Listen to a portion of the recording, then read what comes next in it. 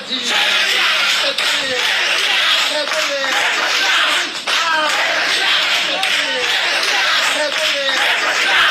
তো লোন ছাড়বই, আর কামে গাড়ি লোন ছাড়া আর কিছু না। এরে দিয়া দেশ চালাইলে মনে করেন দেশে নিরহ লোক একবারে মইরা শেষ। আমগো যে অবস্থা হইতাছে মানে ডাইরেক্ট কথা আমরা না খেয়ে মইরা যাম। ঢাকা সাইরা দিতে হইব, আমগো বাড়ি ঘর নাই, আমার বাড়ি ঘরে মামলা চলতেছে, আমার দেশের বহু সম্পদ আছে, বিমান সে খাইতেছে।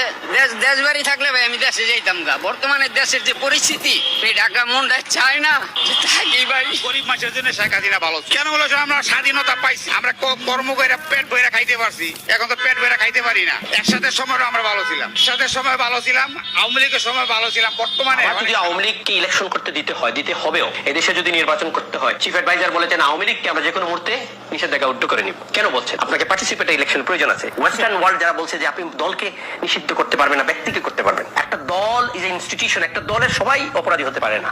এখানে যারা সবাই আছে তার মধ্যে একজন দুইজন আমরা অপরাধী হলে সব এই ফ্লোরের সবাই অপরাধী হয় না, কিন্তু সেটা ওনারা করতে চাচ্ছিলেন, এখন বলছেন না। স্বাধীনতা বিধি সত্যি বিএনপি জামাত সহ যারা দেশকে আজকে ধ্বংস করতে চায়, শেখ হাসিনাকে ধ্বংস করতে চায়, দেশকে বাঁচানোর জন্য শেখ হাসিনাকে দরকার।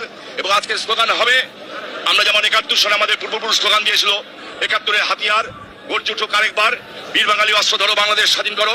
আমরা আজকে বলবো, বীর বাঙালি ঐক্য করো, বাংলাদেশ রক্ষা করো।